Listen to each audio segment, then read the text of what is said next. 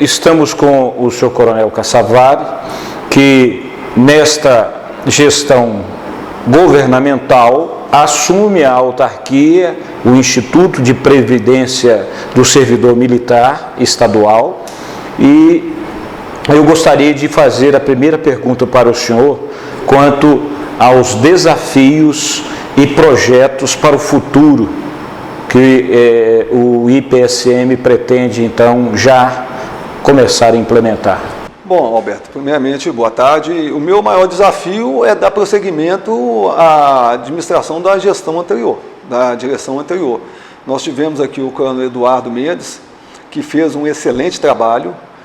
Então, o nosso desafio é dar prosseguimento ao trabalho iniciado por ele, e dar à família militar o atendimento necessário que ela precisa na área de previdência e na área de saúde, e em alguns casos de assistência social também. Então, nosso maior desafio é dar prosseguimento ao trabalho iniciado pelo coronel Eduardo Mendes, que pode ter certeza que foi um senhor serviço. Comandante, com relação à situação orçamentária do Estado, eu pergunto se o Instituto de Previdência do Servidor, dos servidores militares, já no início desse ano, recebeu algum repasse de recurso para, então, ajudá-lo a enfrentar esses desafios que o senhor tem pela frente? Sim, na verdade, nós assumimos o Instituto no dia 10 de março do corrente ano. Quando nós assumimos, nós estávamos com pagamento, dívidas em atraso do ano anterior. E, em virtude da gestão, o nosso diretor de planejamento, junto ao comando da instituição e à Secretaria de Planejamento e da Fazenda, nós obtivemos recursos, sim. Então, nós quitamos todas as dívidas anteriores, e esse ano nós não estamos com nenhuma dívida, está tudo em dia o pagamento. Não está sendo um repasse orçamentário ideal, mas tem sido suficiente para que a gente quite todas as nossas dívidas. Mas não podemos considerar que o governo, logo no início do seu trabalho, da sua gestão, repassou para o IPSM na ordem de 70 milhões de reais, né? Na verdade, o Instituto ele tem um fundo de reserva, e nós estamos trabalhando também com esse fundo de reserva. Então, nós temos, o que a gente chama de financeiro, nós temos o dinheiro em caixa, estamos somente aguardando que o governo nos autorize a gastar esse dinheiro, que é o orçamento. Então, o governo tem nos autorizado a gastar esse dinheiro e aguardamos também que, tão logo se regularize essa situação orçamentária, ele vai nos repassar para a gente recompor a nossa situação de reserva. Há uma expectativa criada pela proposta habitacional com o projeto Promorá.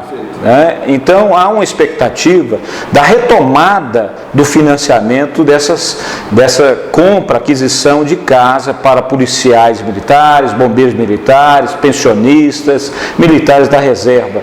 O que o senhor pode dizer para a tropa, para esse que está assistindo o senhor agora, sobre o Promorá? O que nós podemos dizer é que o governo atual ele está reavaliando todas as questões, principalmente que envolvam recursos orçamentários para o governo. Ano passado nós tivemos muita dificuldade, tanto é que nós não tivemos sorteio ano passado para morar, pela dificuldade dessa de repasse financeiro. Então, isso não é uma coisa nova, isso já vem do ano anterior. Hoje nós temos 39 processos concluídos, em condições de serem finalizados com a documentação em dia, necessitando de um recurso em torno de 9 milhões e meio. Já temos o recurso financeiro, mas mais uma vez estamos aguardando a liberação do recurso orçamentário, ou seja, a autorização de gasto desse recurso por parte do governo. Já foram feitos documentos, o secretário do Planejamento está sensível à situação, já tem reuniões marcadas com o Comando Geral para tratar desse assunto, e na próxima semana também estarei conversando com o secretário adjunto da Fazenda, também para tratar desse assunto. Então, a perspectiva desses 39 que estão com os processos concluídos e só aguardando o recurso para o pagamento, ela é muito positiva. Como a lei do Promorá, que instituiu o Promorá, estabeleceu que a vigência do programa seria até 2014, prorrogado por mais 2 anos. Então, a lei prevê até 2016. O senhor acredita que, se for repassado, eu estou falando assim, na possibilidade ou não da retomada, o senhor acredita que nós vamos ter novas possibilidades ou aquisições de casa por parte dos policiais, ou o senhor acredita que o programa tem dificuldade de ser retomado? Esse ano, em virtude de um cenário que nós estamos vivendo, isso é um cenário nacional, de questões financeiras. Nós estamos vendo que até a Caixa Econômica Federal do Sistema Financeiro de Habitação, ela está dificultando o financiamento para a aquisição de imóveis, principalmente imóveis usados, e os imóveis novos também, eles criaram uma nova taxa, para a aquisição desses imóveis. Então a gente vê um ano difícil. Então esse ano 2015 eu acredito que vai ser um ano difícil. Pode ser que no ano de 2016 a gente tenha uma melhoria desse cenário financeiro, e aí a gente vai rever o programa. E com relação à lei, ela prorrogada, a gente pode mandar um novo projeto para a Assembleia e pedir nova prorrogação, nada óbvio que isso aconteça. Eu vejo um ano difícil, eu vejo assim, pelas notícias que nós temos estudado, temos acompanhado pela imprensa as declarações de várias autoridades ligadas ao assunto, eu vejo esse ano 2015 um ano difícil, mas com boas perspectivas para o ano 2016. Tá, eu queria também perguntar ao senhor, porque é uma preocupação constante, inclusive a do senhor a partir de então, a rede de conveniados. Nós estamos fortalecendo o credenciamento com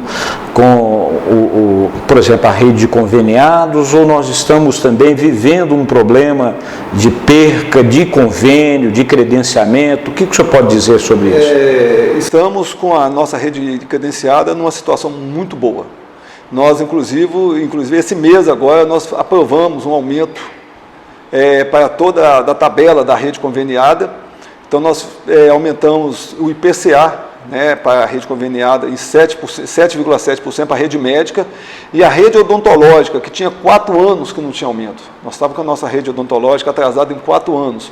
Nós também conseguimos aprovar, junto ao Conselho Gestor da área de saúde, 2 anos de aumento. Então, a área odontológica, nossa tabela vai ter um aumento de aproximadamente 15%. Então, isso trouxe um alento muito positivo para os nossos credenciados, e nós estamos tentando aumentar a nossa rede de convênios, de hospitais conveniados. Hoje, em Belo Horizonte, por exemplo, somente 4 hospitais não são credenciados conosco, os grandes hospitais. Nós temos o Hospital Mater Dei, que eles não demonstram nenhum interesse em convênio conosco. Temos o Felício Rojo, que tem uma discussão de tabela. Eles querem uma tabela muito acima daquela que nós temos condições de pagar.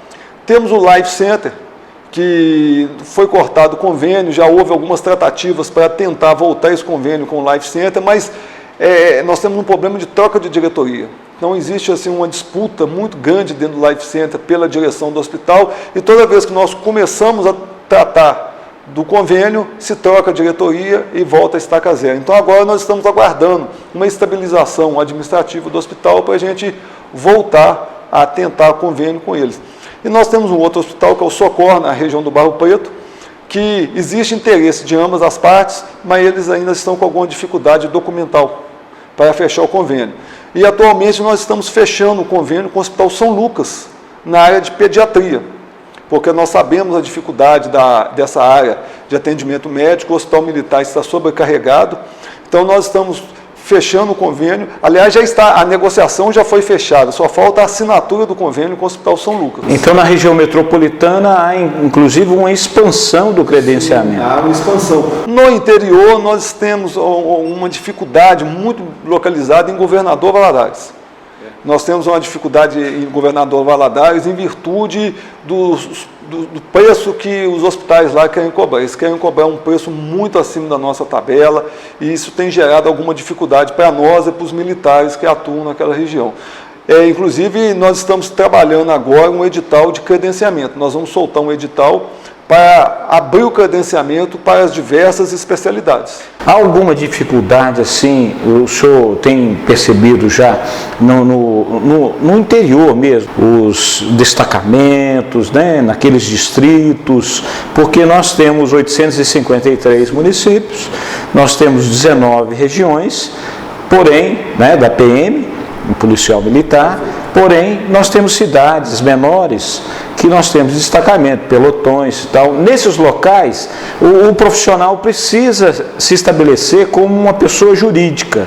O senhor tem percebido ou avaliado essa questão? Na verdade, nós temos duas formas de contratação do profissional. Sim. Nós podemos contratar o profissional como pessoa jurídica, sim, mas também podemos contratar como pessoa física, desde que a gente pague o INSS desse profissional, recolha o INSS dele. Porque a partir do momento que a gente deixa de recolher o INSS, cria-se o vínculo empregatício. Foi um problema que nós tivemos no passado. Mas a nossa opção inicial é pela contratação da pessoa jurídica. Na impossibilidade e numa forma de excepcionalidade, nós contratamos a pessoa física e recolhemos o INSS. Fica mais caro para o Instituto, mas o nosso interesse é a manutenção do bem-estar do profissional e da sua família.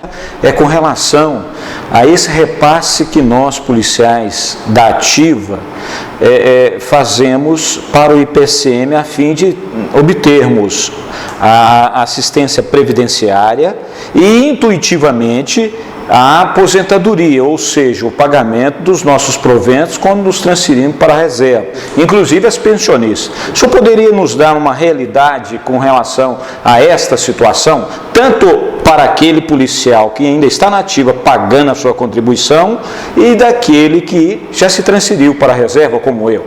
Na verdade, nós temos até uma discussão isso com relação ao regime geral de previdência, com relação a esses valores a serem recolhidos, porque existem juristas que entendem, né, algumas pessoas que lidam na área do direito, que entendem que o policial militar deve ser atingido também pelo Registro Geral de Previdência e se recolher somente aquilo que passa do teto do INSS. Então, alguns militares da reserva entraram na justiça para verificar essa possibilidade, alguns ganharam, outros perderam, mas nós temos, na própria Constituição, no seu artigo 40, se eu não me engano, eu tenho que conferir, mas a Constituição fala que dentro dessa questão do regime geral de previdência, no seu parágrafo 9º, que o regime dos militares é diferenciado. Então nós não podemos fazer. Temos que até buscar exatamente, a manutenção. Nós temos até hoje congressistas, né, na Câmara dos Deputados, na área federal, que está trabalhando nisso. De tal forma que isso passa a ser uma realidade, que o Estado passe a prover totalmente o pagamento dos militares da reserva, porque hoje alguns estados pagam, outros não. Então a gente sabe da realidade de outras polícias. Aqui no nosso caso nós não estamos tendo dificuldade. Não estamos tendo em problema, momento nenhum. O pagamento dos militares da reserva, ele é provido pelo Estado. O Estado paga o salário dos militares da reserva. E as pensionistas, 100% o Instituto está pagando. Hoje é algo em torno de 105 milhões de reais que nós pagamos para pensionistas do Estado. E com a saúde, comandante, o senhor tem uma estimativa de valor gasto? A saúde hoje, e olha que isso é uma questão que mês a mês aumenta, por diversos fatores, aumento de medicamento, aumento das custas médicas, novas tecnologias agregadas ao tratamento médico. Então, a saúde nós pagamos hoje em torno de 35 milhões. 35 milhões com a saúde. E isso inclui o pagamento dos conveniados, dos credenciados e pagamento de medicamentos e equipamentos médicos que são adquiridos para os militares. Com relação ao hospital militar, que é gerido pela polícia, através de sua diretoria de saúde, mas há um momento aí em que o policial militar, bombeiro militar, o da reserva, pensionista, está tendo dificuldade de ser atendido no plantão que chamamos de PA, né, do pronto atendimento, do HPM. O senhor poderia dizer, em linhas gerais, o IPSM repassa o dinheiro para a Polícia Militar a fim de gerir a manutenção do atendimento lá? Como é que é o funcionamento e por que as pessoas estão sentindo que o atendimento lá está tendo dificuldade? Veja bem, o que a gente percebe claramente é uma questão de logística, é uma questão humana. Falta efetivo no hospital militar. E essa questão de saúde, nós estamos vivendo um momento de crise na saúde e também no país como um todo. Qualquer unidade de saúde que nós formos hoje, no pronto atendimento, ela vai estar cheia, por diversos motivos. Questão de dengue, mudança climática, problemas respiratórios em virtude dessas mudanças climáticas. Então, isso não é uma questão só do HPM. Nós também temos recebido aqui reclamações de militares que comparecem aos hospitais conveniados, da superlotação desses hospitais conveniados. Mas o HPM a gente verifica, é uma questão de logística de pessoal. A gente percebe claramente que existe uma necessidade de se buscar um investimento no recurso humano.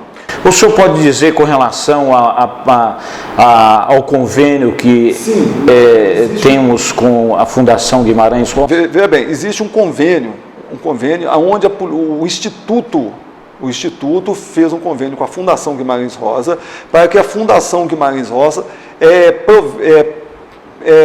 provenha, né, o Hospital Militar de profissionais da área de saúde. Então, o contrato do Instituto é com a Fundação. E junto com o Hospital Militar se define qual a especialidade médica que nós precisamos ter lá. Quem contrata o médico, aquele médico civil do Prolabore que atua lá dentro, é a Fundação Guimarães Rosa.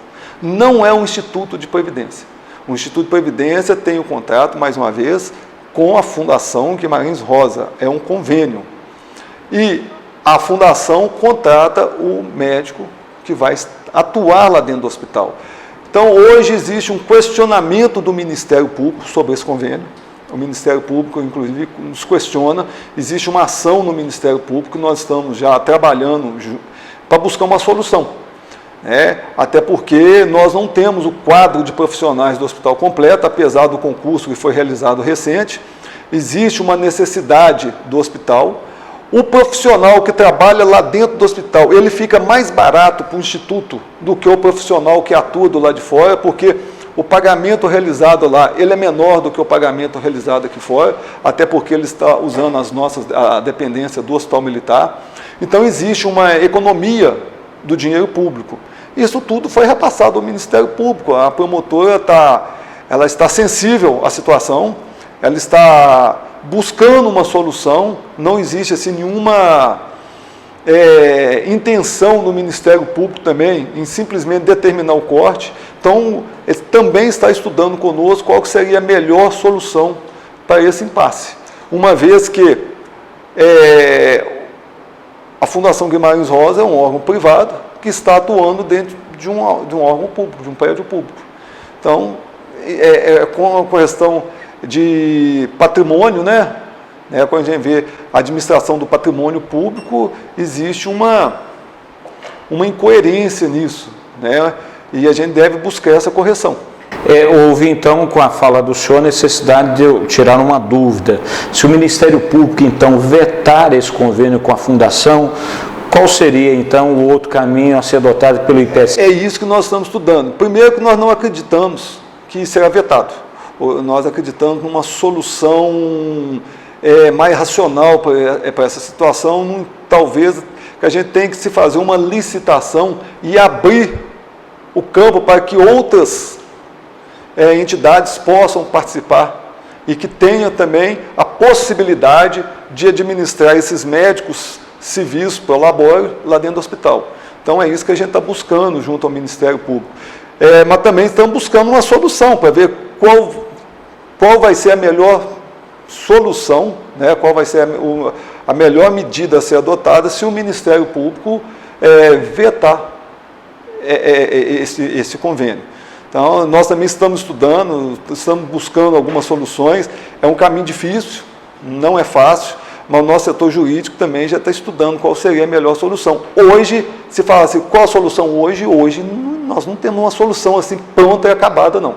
Existem ideias, mas essas ideias a gente tem que trabalhar melhor para ver, inclusive, a questão jurídica, se elas podem ou não. Para melhorar o atendimento lá no HPM, o senhor verifica a possibilidade, junto ao comando da PM, levar para o governador, sensibilizá-lo a fim de promover um concurso de outros profissionais, não só médicos, mas também enfermeiros, assistentes, para melhorar lá, fortalecer o HPM? Tenho certeza que o nosso comandante-geral, né, o coronel Bianchini, já está tratando disso, e informações que nós temos que já haveria uma promessa do governo nesse sentido, de fazer novos concursos públicos, né, para essa área de saúde. Então, ainda temos que aguardar. Isso nós temos que aguardar. O comandante-geral, ele está ciente dessa situação. O diretor de saúde também, o coronel Vinícius, também tem trabalhado muito essa questão. Então, nós estamos aguardando para ver. O Instituto está aqui pronto para ajudar naquilo que for preciso. Né? E investido, né? Como o senhor falou. Nós sabemos que o Hospital Militar precisa de uma reforma. Existe a necessidade de ampliação do Hospital Militar, apesar daquela parte nova que foi construída, nós temos aquela parte tombada pelo patrimônio histórico, que ela precisa ser reformada, e é um caminho também difícil, exatamente por ele ser tombado pelo patrimônio histórico. Então o alvará é um alvará um pouco mais demorado, um pouco mais complicado, mas a gente tem visto que o coronel Vinícius está trabalhando arduamente com esse intento de buscar a reforma e ampliação do Hospital Militar. O senhor quer acrescentar mais algum detalhe que o senhor acha que seria importante? Só deixar claro que o Instituto está com as portas abertas à família militar. Qualquer dúvida, qualquer questão que tiver, pode vir aqui conversar conosco, nós vamos esclarecer. Eu sugiro que as pessoas passem a olhar o site do Instituto. O nosso site, ele é bem explicado, ele é autoexplicativo, as pessoas vão poder ter acesso a toda a nossa rede conveniada, as explicações necessárias para os problemas que nós temos tido aí em alguns hospitais por falta de atendimento. O senhor tem um Fale Conosco? Assim? Tem o Fale Conosco. Nós temos casos, por exemplo, de militares que procuraram um hospital específico para um atendimento de otorrinolaringologia. E o hospital não atendeu, porque aquele hospital tem um convênio conosco na área, né, de obstetrícia. Então ele não tem um convênio na área de otorrinolaringologia. Então o militar ficou nervoso, andou colocando até algumas questões aí no WhatsApp, falando que estava acabando o convênio com esse hospital. Não, não é isso. É porque aquele hospital especificamente não tem um convênio nessa área. Se ele tivesse consultado o site, ele verificaria lá que nós temos uma ampla rede de convênio nessa clínica de otorrinolaringologia. Então, ele não passaria por esse desgosto, por esse dissabor no hospital. Né? O hospital é muito bom? Mas, infelizmente, o hospital não também interessa em abrir o convênio para as outras especialidades.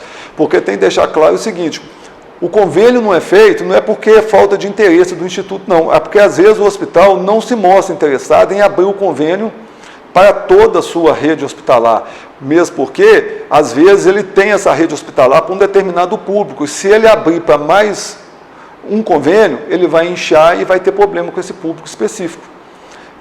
Um hospital pequeno na região do Barreiro, nós tivemos essa questão há 2 semanas atrás.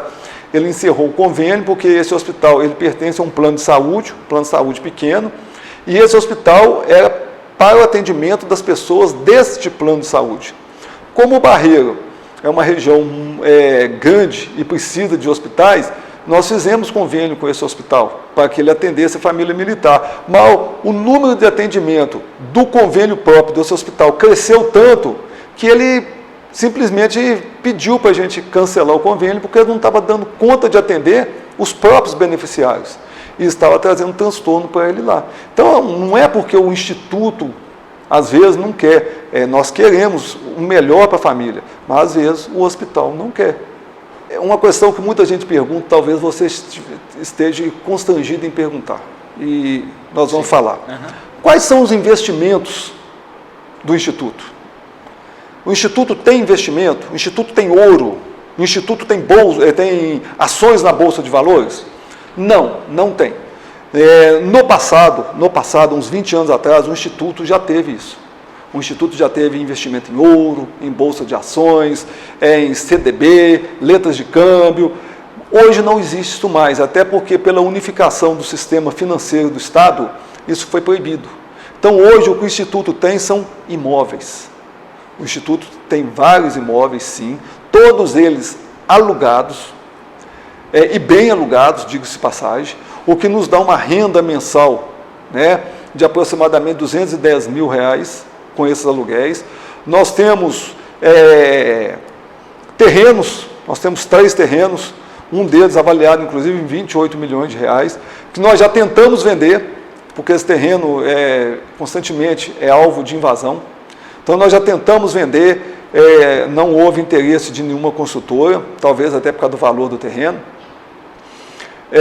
Já oferecemos para a Polícia Militar, para a construção de aquartelamento, mas ele é na saída de Belo Horizonte para Vitória, ali na região do Jardim Belmonte, Jardim Vitória, né? Então é uma região muito fora de centro, então traria dificuldade para o deslocamento de militares para aquela região. Então nós temos imóveis, todos estão alugados, bem alugados. O dinheiro desse aluguel vai para a conta única do Estado, através da fonte 60, e quando nós precisamos, e muito bem justificado, o Estado retorna esse dinheiro para o uso do Instituto. Então não existe investimento. Isso é uma pergunta recorrente e que muitas das vezes ficam constrangidos de perguntar. Então não existe isso. O Instituto não tem investimento. Nós temos imóveis que no passado também poderia comprar, porque nós administrávamos o nosso orçamento. Hoje isso não existe. Nós não temos condições de adquirir imóveis. Qualquer aquisição que for feita hoje, nós temos que pedir autorização à Secretaria de Planejamento e Gestão. Mas o bom para toda a tropa que está assistindo o show agora é saber que o IPCM continua em boas mãos, né? Dentro de uma gestão séria, austera, comprometida, que é o que eu sei sobre o senhor, e eu tenho certeza que o senhor tudo fará para manter o Instituto forte, né, sólido, para atender a nossa família policial militar e bombeiro militar. Essa é a nossa intenção. A nossa intenção realmente é essa, de manter o Instituto forte, de continuar concedendo todos os benefícios que os nossos militares têm, mas sempre dentro daquilo que a lei permite. Porque, infelizmente, às vezes, nos chegam aqui solicitações para compra de um equipamento médico ou algum medicamento, e, infelizmente, às vezes não é tão rápido quanto as pessoas gostariam de ter, porque nós precisamos de comprar dentro dos ditames legais. Então, às vezes, nós temos que fazer uma licitação, tomada de preço, publicação de um edital, e isso às vezes demora, tem algum recurso, né? E isso às vezes traz uma angústia para a pessoa que está precisando daquele equipamento. Todo equipamento, todo medicamento que é suporte de vida, o que a gente entende como suporte de vida? É aquilo que vai dar a condição de vida imediata para o beneficiário.